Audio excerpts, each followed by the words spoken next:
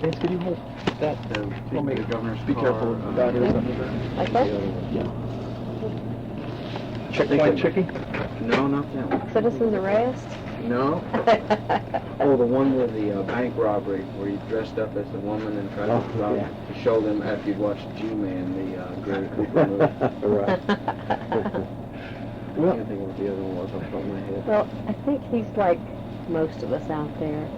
After watching those episodes, we feel like we know you, even though we haven't met you. Well, Do you get that a lot?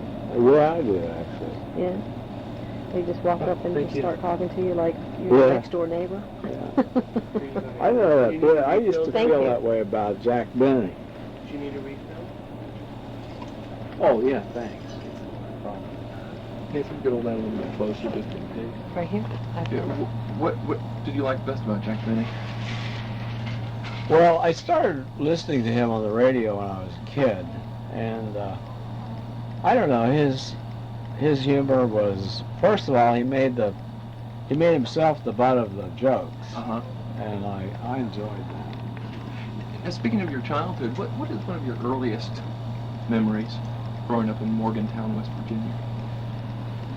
Earliest memories of, you mean show business, thoughts, or whatever? Just one of the Just earliest about things you can being? recall. Your father was a farmer, I believe?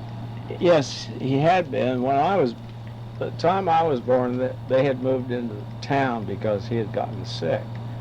And my mother opened we got a huge house, and she rented rooms to students. West Virginia University's there. And that's how we lived. It was in the Depression, you know. Yeah. And so we had a big rooming and boarding house.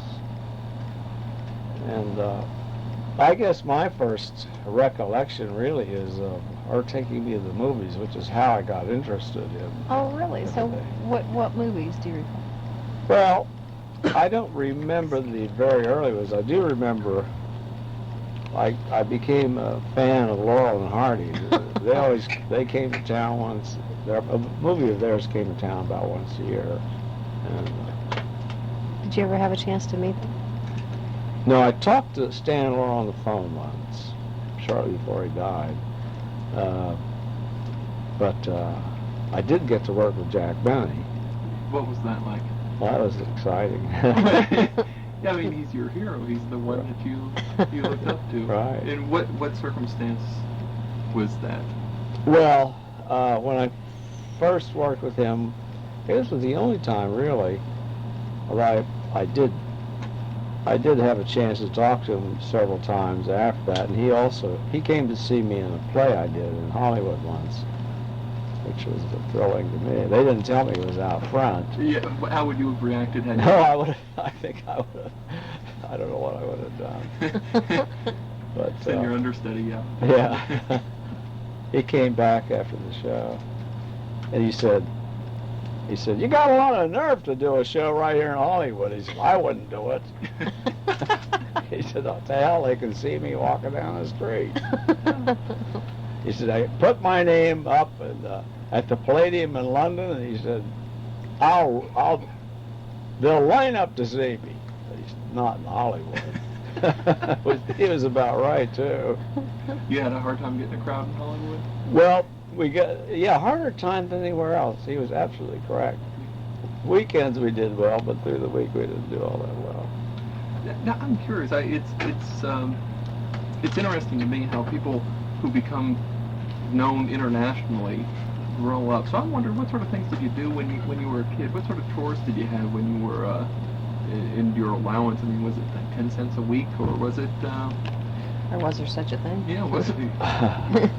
I don't remember that. We were pretty dead broke most of the time, so I don't remember. All I remember was that I got interested in. I wanted to be a movie actor right away, because my mother did take me to a lot of movies. That was sort of her hobby. So you had a lot of people in and out of the boarding house. Were you the entertainment for the boarding house? No, I had an older brother who was the entertainment. I was born, when I was born, my brothers were all grown up. I was not expected. Oh, you were just the accident that Right. happened. My mother was 40 when I was born. And, But I had an older brother one of my older brothers, I had 3 older brothers, and one of them was very funny. He's a real comedian, and he died very young. He was about 30, he had asthma. But I picked a lot up from him, and the whole family had a sense of humor. Maybe it was being poor, I don't know. There's something about when you don't have a lot, simple things entertain you. Mm-hmm. That's true. But I got interested in magicians. Magic was a big thing in those days, and people like Blackstone. Blackstone was my favorite.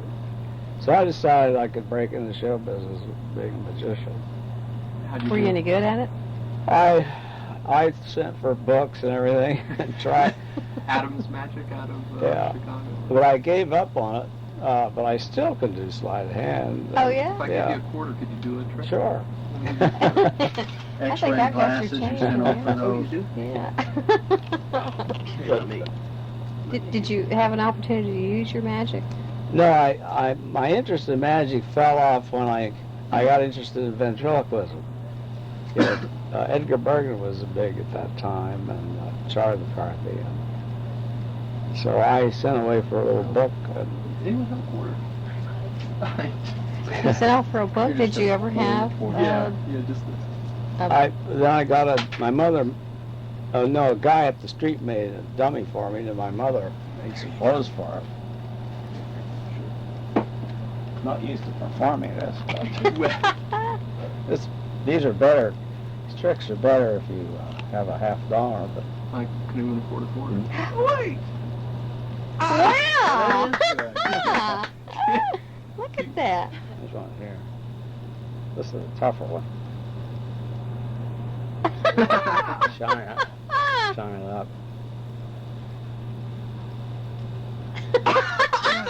Those nimble fingers going crazy there. Should he keep this quarter? He earned it.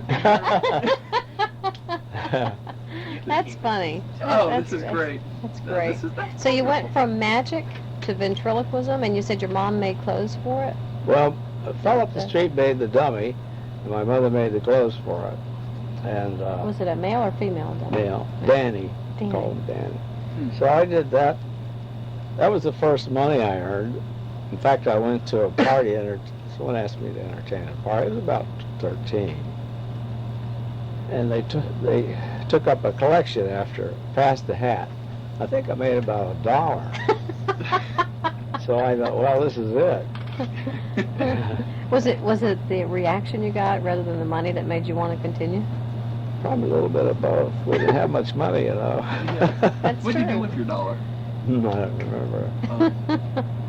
So But I started doing ventriloquism, and I usually got, all through high school, I did ventriloquism all around town for civic clubs and banquets and stuff.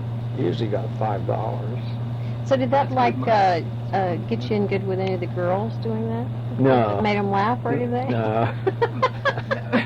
I never didn't have much luck with the girls. So what were you like in high school? On the show, you were sort of except for Thelma Lou and Juanita on the side, you were sort of just a child. I mean, so did you have that reputation in high school? Were you well-liked? Well, I don't want to brag too much, but I was class president. You were? Yeah, Wow. in fact, we're going to have our 50th reunion. And you go back for those? I haven't. I'm going to go. I promised I would. They keep calling me up. Class president has to come back. Sure, you Why do haven't have a you? responsibility there, don't you? Yeah. Why haven't you been back before? I've usually been too busy, but I blocked that out this time. I'm not going to book anything there. And when is that coming up this year? In July, yeah. So we just watched the class reunion show the other day. Oh, did you? That was beautiful. That was a wonderful. Is there any girl that you're hoping will show up? Not really. No. I did have one favorite there, but she won't be there. She won't be there. Have you kept in touch with any of them at all? I mean, Oh, other yeah. than... I was back last summer. And I still have, one of my best friends still lives there, and we always have a great time. Were you really on the volleyball court maintenance crew? No. Or led the tinfoil drive? Right. But you were a wrestler, right? Yesterday he told me that his movie, The Love God, was autobiographical. I'm afraid not. My favorite movie still has to be the Incredible Mr. Olympus. Oh, thanks. Yeah, that was fun. Do you hear that a lot? Mm-hmm. Yeah. That one seems to have done well. It wasn't really. It didn't do well in the beginning. The fact is that I did that. See, I did that movie like maybe the third summer break when we were doing the Andy Griffith Show, and I didn't have a movie record really. I had been in a couple of movies, but I hadn't been a star of one. But I did that, and they were trying to sell it to the Radio City Music Hall in New York, and they got very close to selling it. But at the last minute, the guy pulled out because I didn't have a track record in movies, and they were afraid that it wouldn't sell. Tell them about the premiere here in Florida of that. Oh yeah, we did a press preview, brought in press from all over in Wiki Wachi. Oh, And they showed it underwater. You know, you look through that glass. But Oh, the that's funny part was amazing. that the water washed out all the color. Our PR man was furious. for our color film. Yeah, all these press were sitting there. Well, was it black and white? No. The girls didn't try to upstage you there, did they? Now, I've got to go back to high school because I understand you were quite an athlete. Yeah, wrestling team, right? It's junior high wrestled, yeah. Junior high. Now, what weight class were you in? I couldn't have been more than 110 pounds. So you Fifes were real wiry. Yeah. 110 pounds. That's a pretty physical sport. Oh, well, you know, I grew up with a gang of kids on the block, and we played sandlot football, and we fought each other, killed each other. It was terrible. Very athletic. Everybody was. I could still shoot basketball. What do you do? Is that what you do today for sport? Shoot baskets? No, I like to play golf. Played a lot of pro-ams. When you joined the service, well, you were going to college when you got called away to the service. Is that when you started to hone your comedy act? I mean, because you did it for almost 2 years, I read. Yeah, well, I didn't hone what I was going to do later. I learned an awful lot because there were like 6 very good comedians in that outfit, and so working with the professionals was real good. Also, we did shows under the most unusual circumstances in the South Pacific. Sometimes it would be pouring rain because it rained all the time over there. The soldiers, they didn't care. They'd sit right there and watch. And we did shows in the rain. And under all kinds of conditions. We did shows out on the ships. They'd take a lot of aircraft carriers. When they were getting ready to invade the Philippines, they had all these ships in the harbor, and we went out to battleships, cruisers, aircraft carriers. It was just something different every day. It must have been tough performing comedy for people who were about to go out and risk their lives. Yeah, it was really. How'd you handle that? Oh, I don't know. They seem to be. I don't know. It's hard to say because when you're in a war theater like that, nothing seems abnormal. Everything seems, oh, that's right. Okay. What now? You know. So what was your rank and what branch were you in? We were in special services. I never got beyond a T5 corporal. There weren't many promotions in our outfit. None for comedy under Right. fire. But I didn't hone my kind of comedy, because I didn't do anything original in that. But I sure learned a lot and helped develop some timing and working with audiences under all kinds of conditions. But it wasn't until I was in New York many years later that I came across an original. Nervous. Yeah. And he was. What was the impetus for that? Well, I had been searching for something like that. I knew I had to do something unusual. Every comic who got on every show would have something original about it. You know, you couldn't just walk on and do jokes. I remember I called the Jackie Gleason show once, and he used to have all these kind of bent noses around it. I called, I said, I'm just going to call him up. And the guy answered the phone. Yeah. I said, my name's Don Knotson. I'm a comedian. I'd like to get some work on your show. We got a comedian. Who do you get off calling us with? Anyway, I was thinking a lot about that character or some original thing, and I began to notice that people, when they spoke at banquets or whatever, they shook a little bit. And they were nervous. That's what gave me the idea. But I actually dreamed. I think I was doing that character yesterday when I handed you the proclamation. You actually dreamed? I dreamed about it. I dreamed a sort of a routine of an after-dinner speaker, and got up in the middle of the night and wrote it out, and thought out the rest of them, and that's really how it happened. Could you do maybe just a few seconds of what you recall about the nervous speaker, your first big act? You mean what I wrote there? Yeah, what you wrote that night. Well, it was about a guy. To start with, there was a great humorist and comedian by the name of Robert Benchley. You probably know him. Robert Benchley. Yeah, me too. And he was the kind of the first thing I thought about. You know, he was always sort of uncomfortable, if you remember, like in the Treasurer's Report when he's like, "Well, Mr. Rossiter couldn't be here.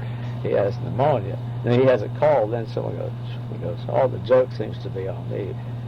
Mr. Rossiter seems to have pneumonia." They laugh. So it was kind of like, I loved that character, and I added the nervousness to it. And I had a guy, I think it was WHY Club I made up. The WHY Club and what it means to me, and the guy was nervous. And that was pretty much the way it was. And that was Gary Moore your first big break, the Gary Moore show? How did you learn all this? A lot of reading. The best. I'll tell you more about that later, but I know it. And was that your big break with? Well, the whole story is that when I started, when I was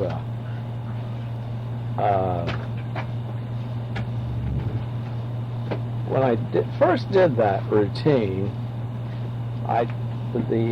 there's a nightclub, a very sort of in club in those days, called the Blue Angel, and a friend of mine took me over there to audition that character. He thought it was funny. For the guy at the Blue Angel, it was an afternoon thing, and I did it for him, and he just stared at me. And he told my friend he didn't think it was funny at all. So I put it away. I thought, well, I guess I was wrong. And it was maybe 2 years later, when I was doing No Time for Sergeants on Broadway, that I thought, well, let me try it out for these guys. And I did, and they just fell out. They thought it was hysterical. So then I took it to Gary Moore's people and auditioned it. And she liked the lady who auditioned me, and so she said, "I'm going to let Gary Moore see this."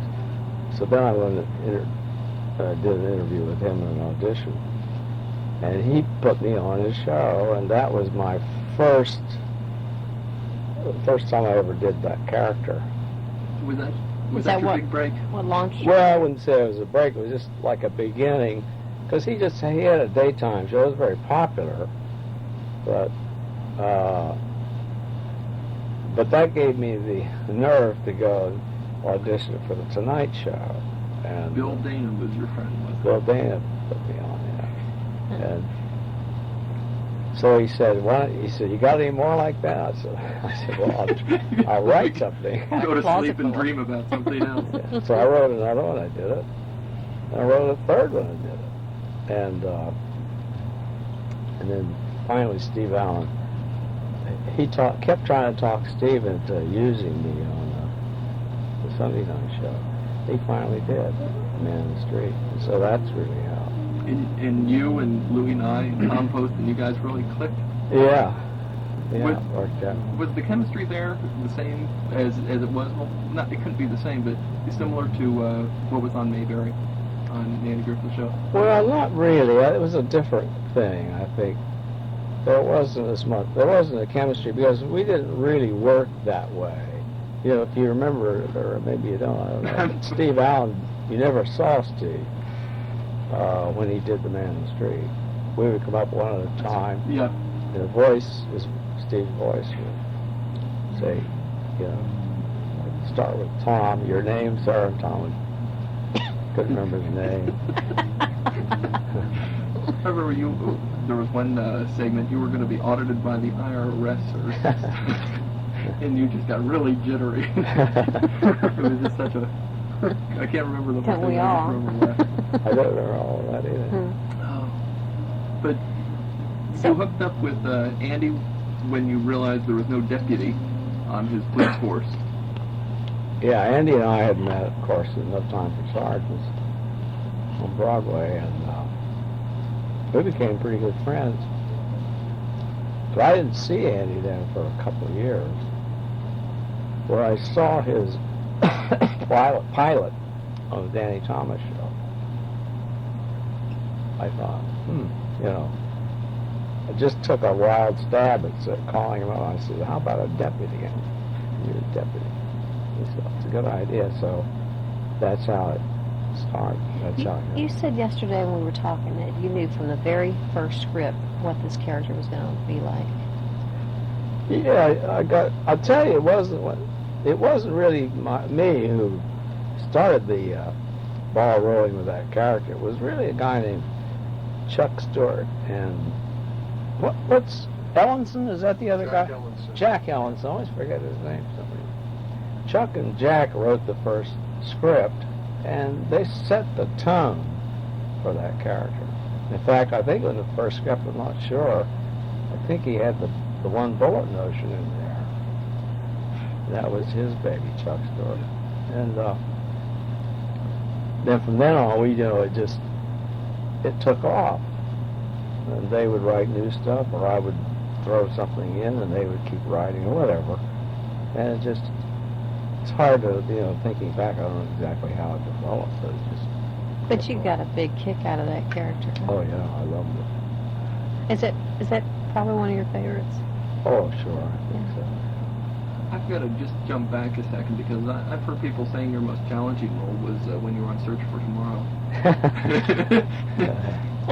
Was that tough playing a catatonic person who could only talk to his sister? Is that right? Yeah, well, I don't know that the role wasn't that tough, actually. I think that was my first experience with doing live television. And it was a tough kind of a job because you would get the script the night before and learn the lines, and then 8 o'clock in the morning you'd rehearse till noon, and then we'd get makeup and we'd be on the air. You had to know all your lines. There were no prompters or cards. They didn't use any of that stuff. So it was a scary thing. Made you nervous, right? Yeah, that did. I also was doing the Bobby Benson radio show at the same time, and for a while I did Bobby Benson television. So I was doing sometimes 3 shows a day and learning 2 scripts. You were so really into it. I mean, you just didn't seem to have any spare time, did you? Sometimes I did, but I usually had a steady show. Starting with Bobby Benson, I had about 6 months of a tough row. After that, when that was canceled, then I had maybe 6 to 9 months there where I had a hard time. But after that, from that time on, I had a steady show and steady contracts for the next 20 years. Once you made it, what had you learned in your childhood, having grown up, not having money around, not having lots of things to entertain you, yet you were able to afford to go to college and so forth. But what did you learn back then that has helped you today? Oh gosh, there's so many things. You mean in terms of my career?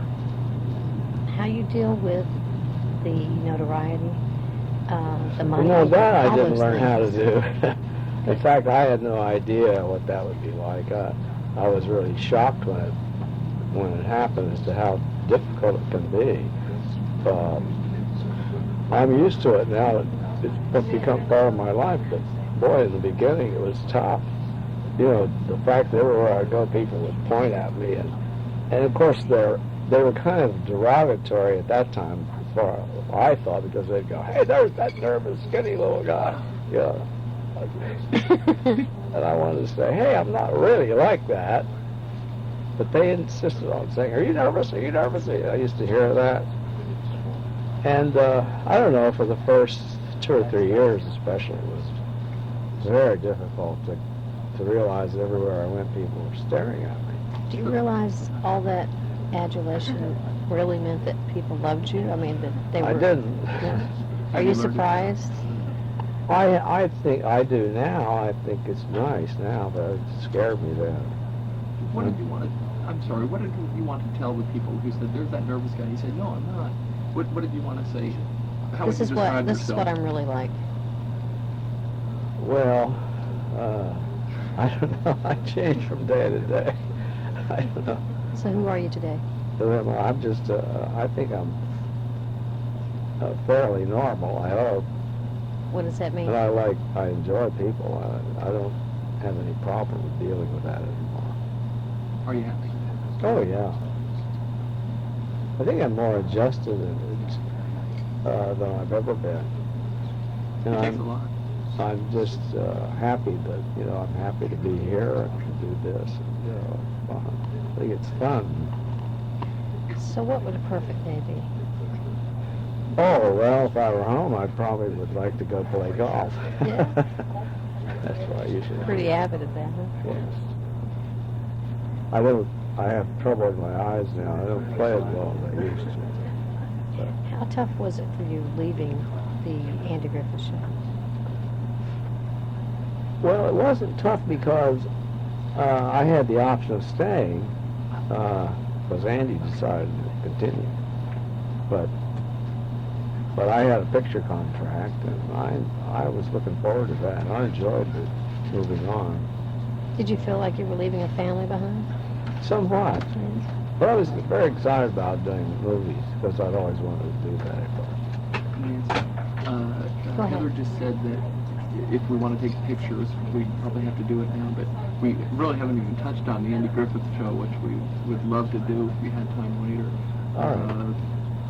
But she just said we might want to wrap it up because we just wanted to find out so much about you. In addition to the Andy Show. Before we, just to add, what do you want to know about the Andy Griffith thing? Oh, gosh. Well, we know your favorite episode, the pickle story, was one. What was it like, the chemistry at the time that you got to spend there, the development of your character, the playing your character? I mean, what was that experience like for the 5 years you did it? Well, I've said many times, it was the one job I had where I couldn't wait to go to work. Like, usually, the weekend would be something you'd look forward to. During my weekends then, I was looking forward to Monday morning. It was just that much fun. And it's really hard to say how. I don't think most actors really can tell you exactly how they approach the character. It's like, like an artist, I don't think can tell you what went through his mind when he paints a picture. It's just something you do, and you don't think much about it. And if somebody asks you later, you'd almost have to make something up, because you really don't. Did you ad-lib a lot when you were trying to teach Otis to salute? No, we didn't. We never ad-libbed anything. You had, so everything, it looked so effortless on your part. putting Well- Andy on your feet to push him forward when you were trying to teach Opie how to strengthen his legs. I just couldn't. I don't know. Again, I just don't know. Now, different kinds of shows. When I did Three's Company, I did ad-lib in rehearsal because that was like a farce comedy of an audience. Really broad. Yeah. So I would just ad-lib stuff in rehearsal. Sometimes they'd tell me to keep it in. Sometimes they'd tell me to lose it. But never in the Andy Griffith Show. We poured over that script with a fine-tooth comb, and when we learned it, that was it. We never ad-libbed it. Not even a burp. We better wrap this Yeah, up. We've it's- got to get a you know- photo taken and then... You know, one of the things, I'm speaking on that, it was like when Don and we all got involved in a thing called television from the beginning, it was the involvement of the whole art until the Andy Griffith Show. Andy Griffith Show was done as a motion picture, one camera. People came. It was the first time that an artist was allowed to be involved in the creative process, and that there was a permanent record made of something. All the shows before that, I mean, the Steve Allen Show was live. They didn't even know how to make a copy of it. There was tape wasn't existing in those days. Things were just done. It was over, and that was it. And so it had to be a terrific thing for Andy and Don and everybody to move into that next stage where we could take, even though it didn't seem like a long time, but the week of building, rehearsing, thinking, and then making it on as a movie.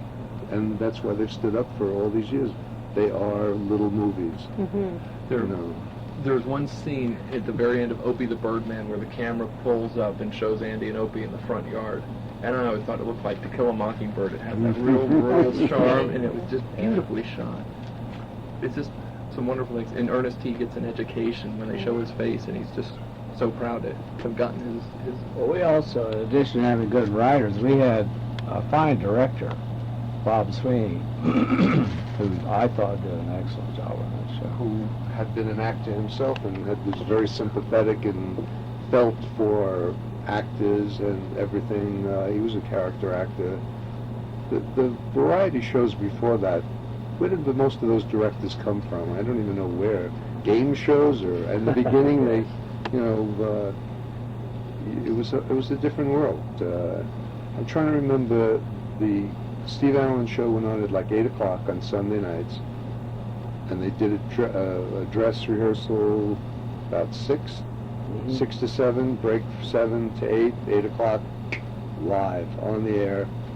9 o'clock you could go home. I mean, it was over. There was no fixing up, there was no doing it over, because, you probably needed 4 or 5 days for your stomach to settle down from that pandemonium of people going, "We're 5 minutes over," or we're 5 minutes under. Get out there, do something, juggle, throw yourself in the audience. Well, I'd give $1 million to be able to talk longer, but I know y'all have to do No, it. if you've got $1 million. Well, I don't have $1 million, but it's actually not even wrapped. But I think, Nancy, a couple of things for you, Mr. Knotts. It's the closest thing we get in Sherwin. A couple of things for you about Orlando. Hope you remember your trip here. Where in Orlando? Yeah, well, Lake Buena Vista, Orlando. Those are actually antiques you more very than much. anything. Well, I appreciate y'all taking the time with us.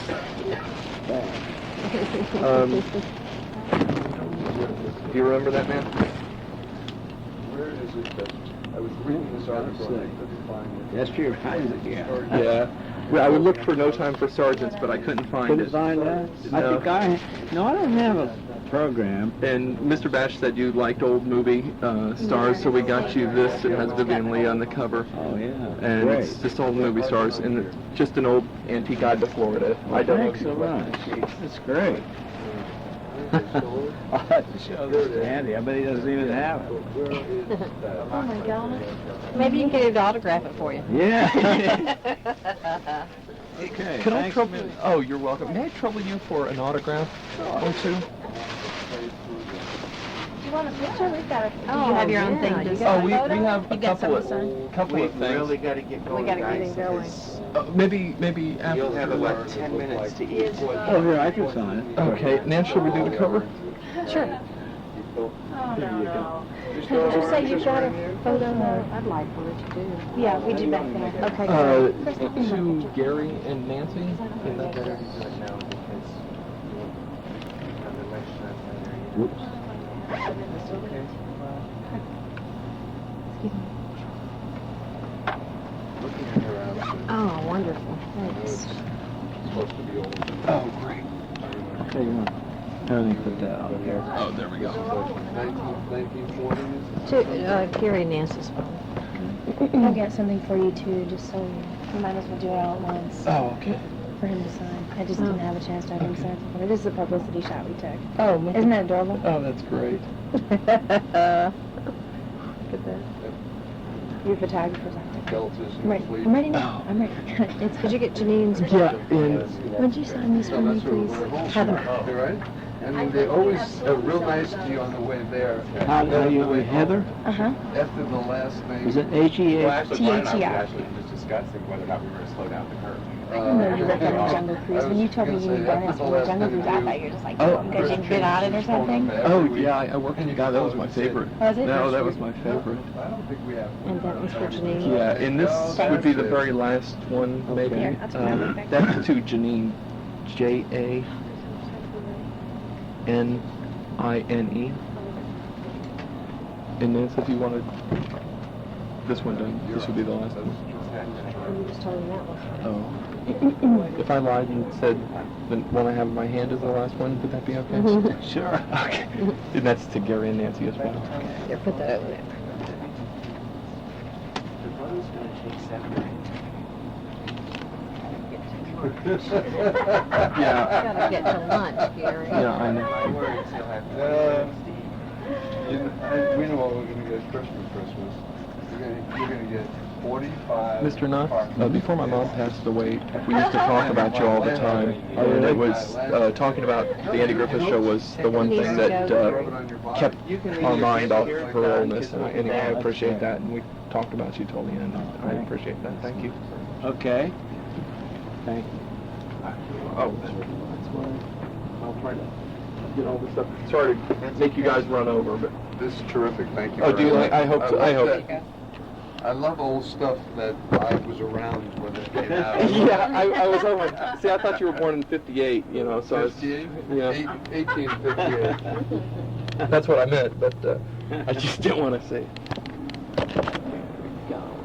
Want to see what? Doing photos out here? Yeah, we're going to do a photo real quick out here, and then...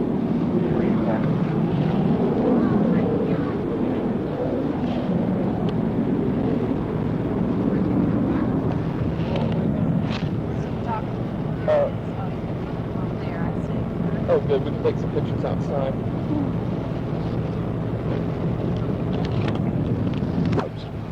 But it was hysterical. Bill Dana and Gene Wood, it was Dana and Wood, get him a job for the weekend, and I would just wait and see what time on Friday I'd get the call from the nightclub owner saying, wanting to get out of the rest of the weekend.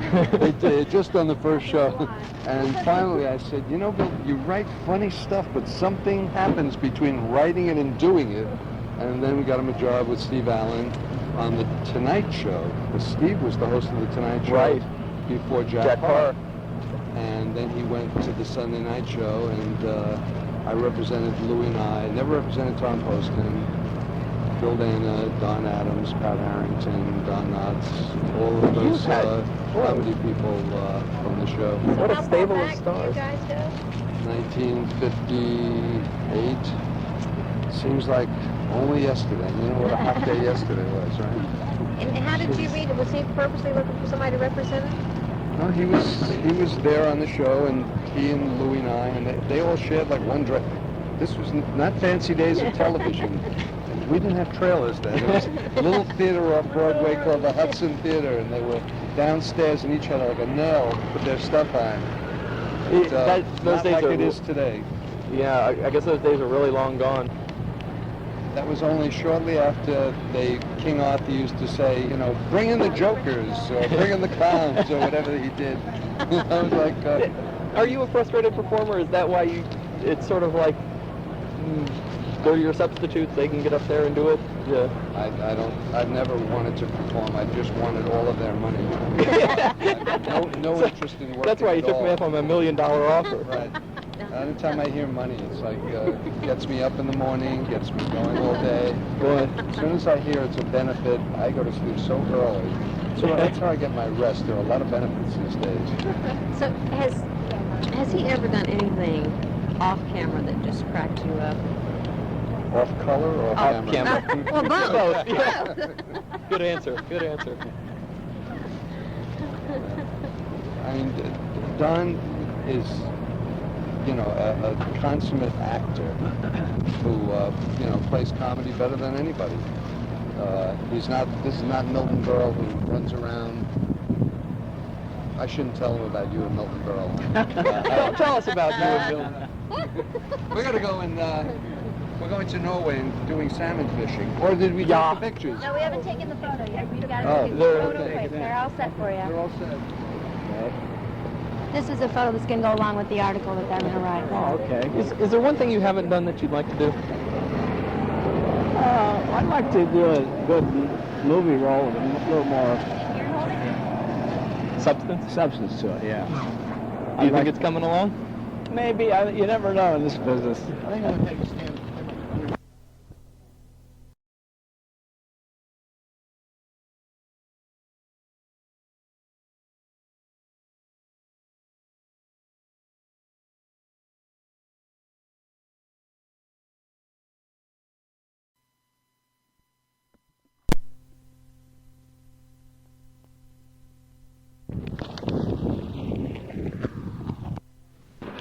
Well, is this the second time you've done the Start Today program? Mm-hmm. And so the first time was April of '92. Right. Now, I noticed, I've seen some of the interviews on TV, and I attended a few of the things. Has anyone ever surprised you with a question? Once in a while. Yeah. Most of it, what does it center on for you? Well, of course, mostly on the Andy Griffith Show. Yeah.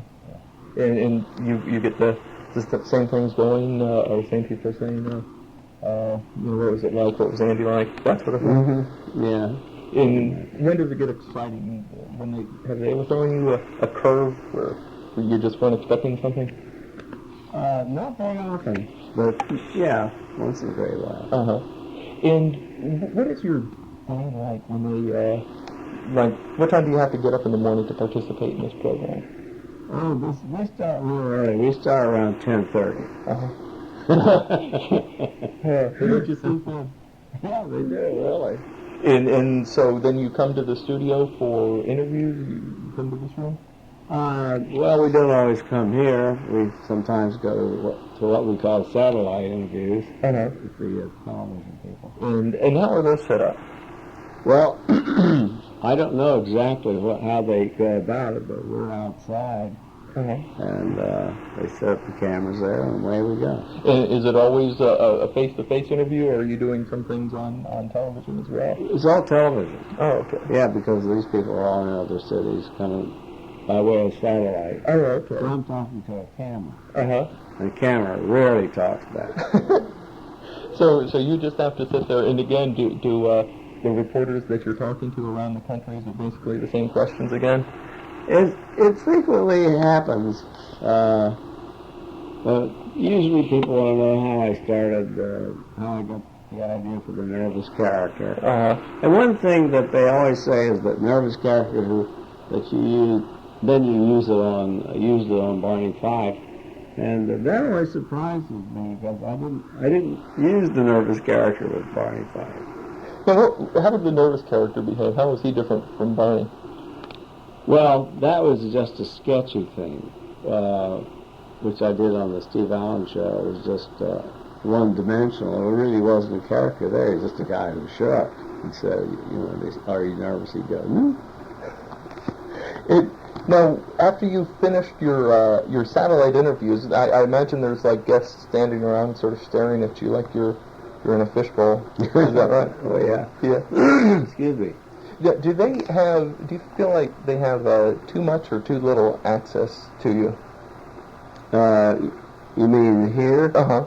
When you were doing the Star State program. Are you talking about the press, or are you talking about Just the regular guests. Do they have access to you to come up and get your autograph, or? Well, yeah, sure. Uh-huh. And do you mind that, or would you rather just come here to answer questions from a stage, or do you like to mingle? I like it the way it is. We aren't bothered that much. We're always on the move. Uh-huh. What do you think if someone was coming down here to the studios? What do you think the appeal is of seeing a celebrity? Well, I don't know how to explain the appeal of a celebrity, but I know I like to see certain celebrities. Who would you like to see appear here? Who would I? Let's see. Who would I? Greg Norman. You know who he is? The golfer? Yeah. Yeah, I like.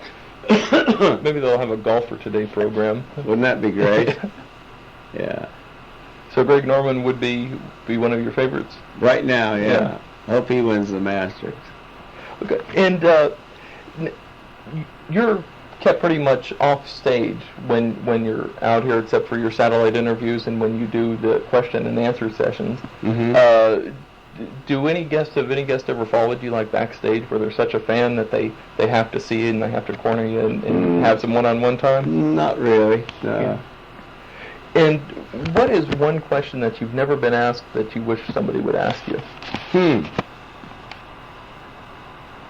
I'll have to think about that one. Put that one on hold. Okay, well, while you're thinking about that, let me ask you some other questions. What do you know about the Corner Coffee Shop? The Corner Coffee Shop? Yeah. Near the university? In Morgantown? The Corner Coffee Shop. I'm taking you back to Morgantown, Yeah, West Virginia. I'm trying to think. Yeah, your mother ran that, didn't she? Oh, is that what it was called? Yeah. Yes. I stumped the band. I thought maybe that was it, but I didn't want to say it.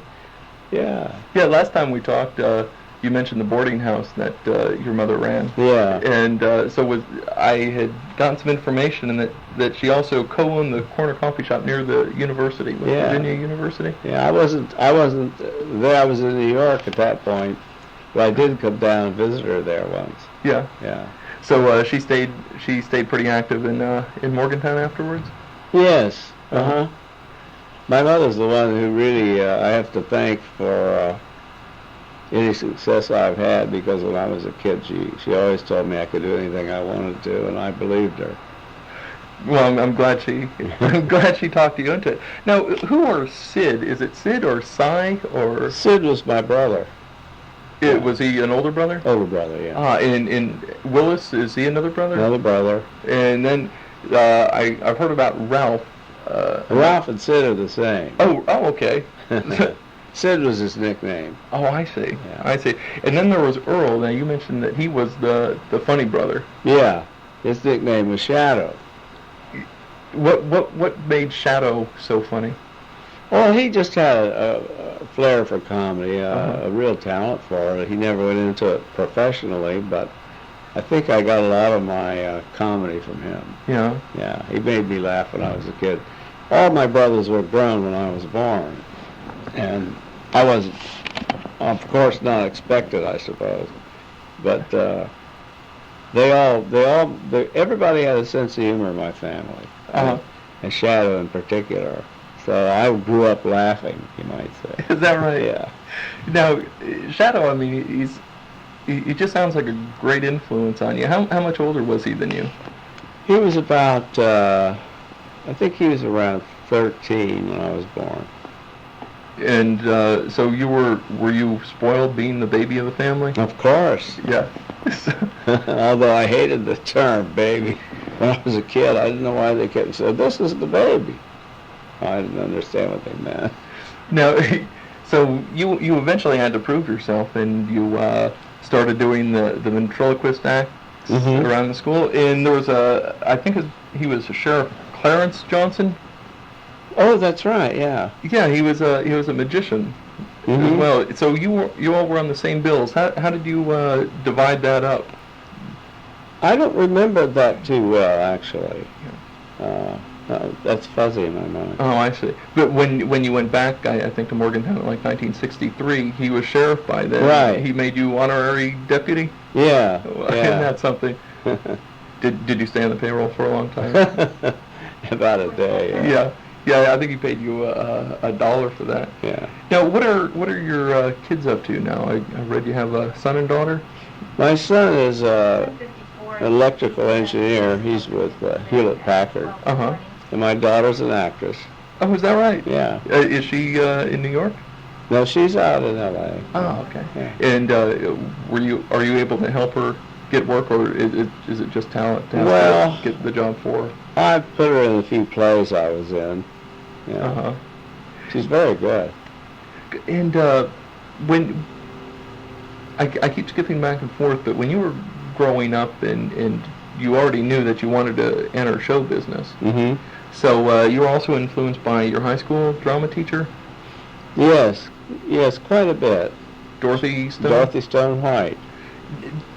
What did she teach you that you weren't already learning doing your ventriloquist acts around at the banquets and conventions? Well, I think mainly she just gave me confidence. Also, by doing a lot of plays under her, just acquired some experience. And then you went on to college, and Professor Sam Boyd? Yes, he was a very good teacher. Yeah. You know, I've always heard everyone talks about that a comic can act, but an actor can't always do comedy. Well, that's because comedy's harder to do, I guess. Yeah. And I think you need more of a flair for comedy. Because you have to have an inner sense of humor to get the real feel for it. Yeah, so did you always have the sense of humor going? Were you always the class clown, or just sort of quiet and nobody could peg you? Well, I was the class clown in school, yeah. Yeah? What sort of jokes? Was it practical jokes, or was it quips, or was it facial expressions that did it for you? Well, not practical jokes. I was never into practical jokes, but I was, tried to be witty, I guess. I don't know how witty I really was. Now, a few years ago, you were getting ready to go back to your 50th anniversary. Yeah, I went back. Yeah, and how did that turn out? Well, that was great. Tell me about it. Well, I hadn't been. That was the first one I'd ever been. First reunion I'd ever been to. I was always busy when they had them, but it was just so much fun, and I don't know. It's hard to describe. It's great to see all these people again. Did they make a big fuss over you? And oh yeah. Did you have any old flames come back up and say, "Oh, Don," or Jesse? Jesse Donald. Yeah, I saw my old flames. Yeah. Sure, yeah. And were they envious or just happy that you had made it? Well, I think they seemed just happy. Yeah. And were you like the guest speaker at the? I had to make a speech, which always bothers me. I hate to speak. Hate to make speeches. You sort of a nervous speaker. Yeah. So what did you talk about? Just well, in general, I thanked them for being so supportive of me, and they really were when I was in school. And I told them that I think everybody took something away from the class, because we did have a wonderful. I think high school was more fun in those days, it seems like, than what I hear kids feeling about school today. Yeah, it was just simpler. I think so. Yeah. It seemed everybody seemed to have a good time. Yeah. Well, God, I'm glad that turned out well. Now, the same sort of support that they gave you in Morgantown, which I imagine was not a big town back in the 1940s. It was about 20,000. So fairly moderate size. Yeah. So that support. Now, do you feel that everywhere you go, and say when you come out to Disney, for 4 or 5 days, and you see people lining up on the streets to watch your motorcade and standing out there to watch you put your hands in cement. How does that influence your life? I get a feeling of support from people, sure, that they seem to like the work I've done. Does that make you happy, or does your happiness come from within? No, I enjoy hearing that. I enjoy it, sure. Yeah. So, were there ever times when people weren't there to give you support? Strangely enough, I've gotten support just about all my life, I guess. Yeah? Yeah. I'm very lucky. Well, you've turned it into something good. It's blessed a lot of people. Thank you. Well, great. I think that's pretty much what I needed to find out for the Start of Day program. Yeah.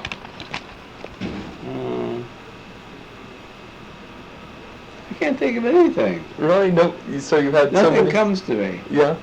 That I think they've asked just about everything I could think of. Yeah. Really. Well, I read somewhere that you were 5'8", 120 pounds. Now this is in 1963. Is that still pretty much the same? I'm afraid not. I'm a little heavier now.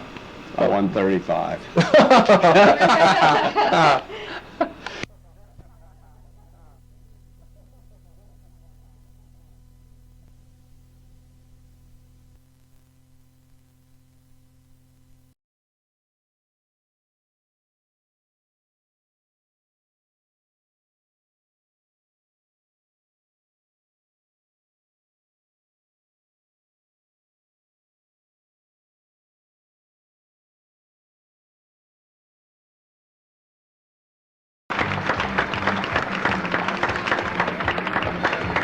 And just a reminder, at 2:30, in front of the Theater of the Stars, Don Knotts will be placing his hands in cement, recreating that old Hollywood tradition. The Disney-MGM Studios Star Motorcade as it turns off Hollywood Boulevard. Please welcome the Hollywood Brass. Can you see okay where you are? Yeah. Eeyore. Goofy. Minnie Mouse. Mickey Mouse. And the star did it. And star of the Andy Griffith Show, Don Knotts.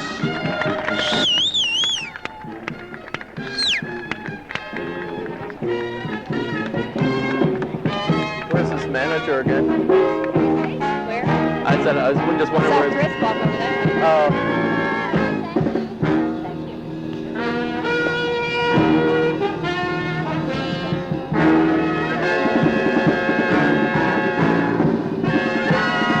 Characters have to be hot.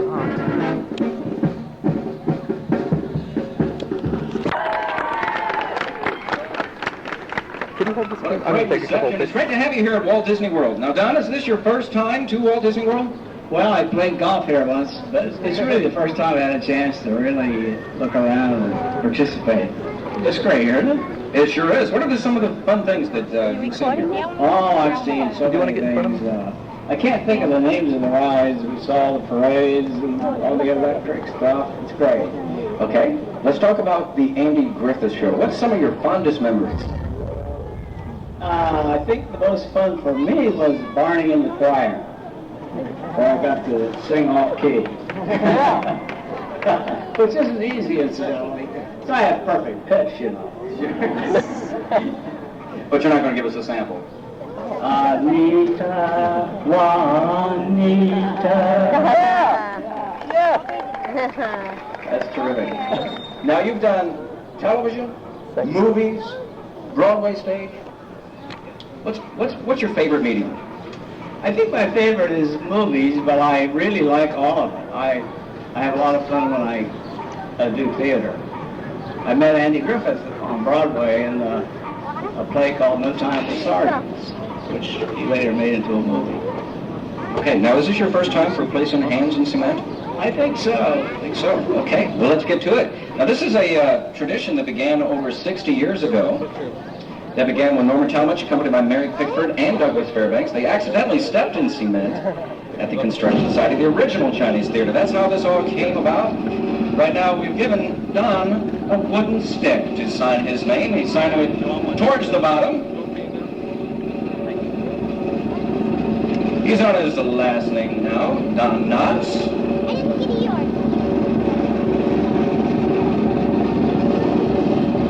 Just cross the 2 T's. We're going to have you put in today's date. 25th of April. Hi, Mickey. Okay, Don, I guess you're ready for the hands to go in? Ready. We're going to have everybody count to 3, and then you can just slap them in there. Here we go. 1, 2, 3.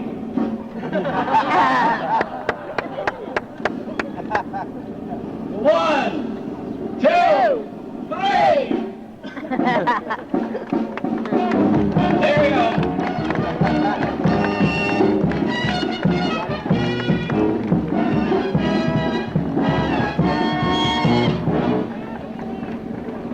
Don Knotts, on this 25th day of April 1992, we congratulate you and declare you an official member of the Disney family of stars. Thank you so much.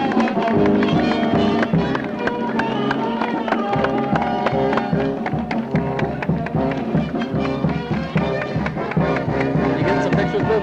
Yeah, one. Good. If you step over this way, maybe you can get another. There you go.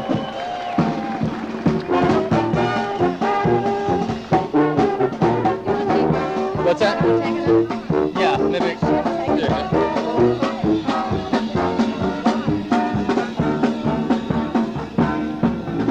We hope you enjoyed our special handprint ceremony with Don Knotts, and we hope you enjoy the rest of your day here at the Disney-MGM Studios. So long. That's cool.